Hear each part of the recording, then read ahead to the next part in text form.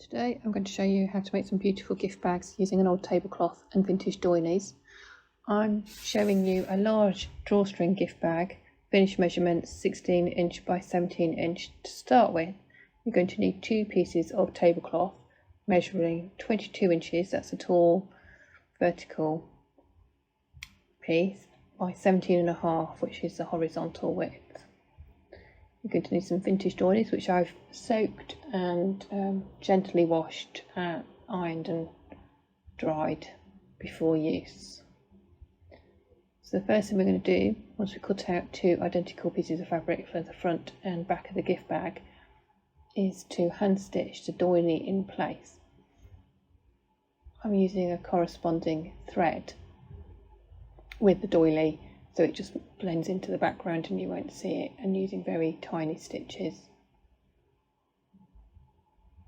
When you source your doilies, these are my great granny's to be honest, but some of them are designed as covers for milk jugs and things like that, so they're not 100% flat, so do check that your doily is a flat doily designed for going on the table rather than over a dish or a jug. So I'm doing very tiny stitches through just one layer of the gift bag fabric. And I'm going to work around the outer edge, and then I'm going to do stitches around that inner circle as well, just because of the size of the bag. This really is a case of the size of the doily and the size of the bag as to whether you need to do both or not. Here you can see just how tiny those little stitches are. I'm doing them about, I don't know, 1/4 inch apart, 5/8 of an inch apart.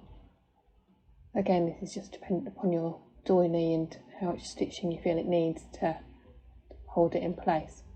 Once you've done that, you're going to lay your two pieces of your gift bag fabric together, right sides facing each other, and line up the edges.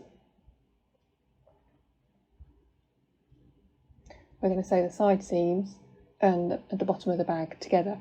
But first of all, we're going to mark out where the encasement for the drawstring is going to go. So using a quilter's ruler and tailor's chalk, I'm going to mark 5 inches down from the top of the bag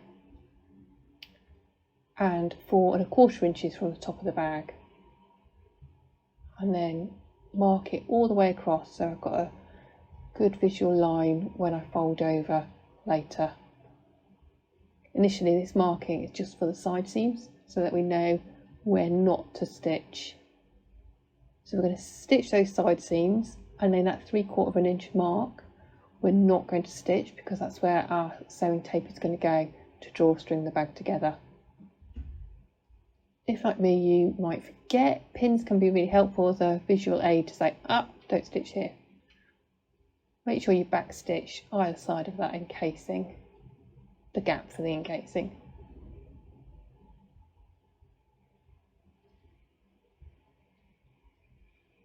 To do that for both sides of the bag and along the bottom.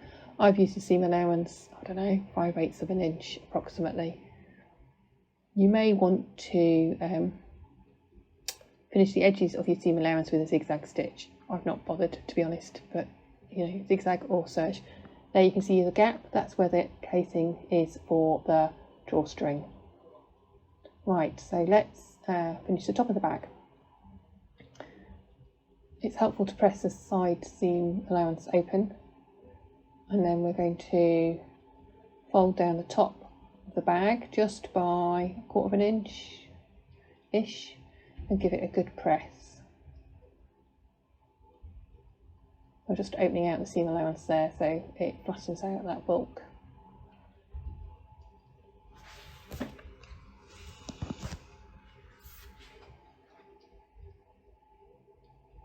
So that's the first fold. Now we're going to fold it over again, and that fold is going to line up with that the last tailor's chalk line, the one nearest the bottom of the bag.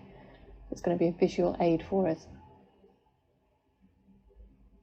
So that's lined up with the tailor's chalk line. My side seam allowance is pressed open and I'm pinning it in place, ready for stitching around the very edge of that fold, which will be the bottom of the casing for the drawstring. Then we're going to stitch a second line round 3/4 inch higher creating the casing for the piping, the sewing tape, whatever you're going to use to gather it together. So you're creating a channel that's 3/4 inches wide. Once you've sewn your channels, you're going to turn your bag the right side out. Push out those corners.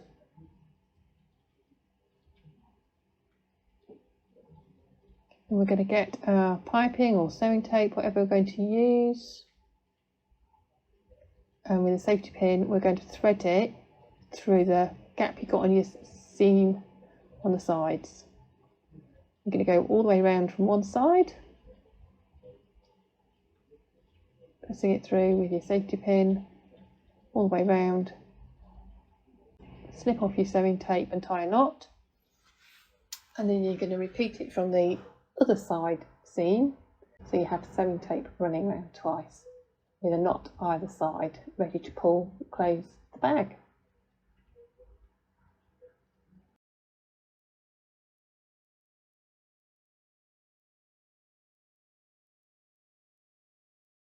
So here can you see my 2 knots either side. I hope you love this quick and simple drawstring bag as much as I do. I think it's a beautiful way of showcasing vintage doilies. Don't forget to subscribe if you've enjoyed the video for further craft and sewing projects. Thanks for watching.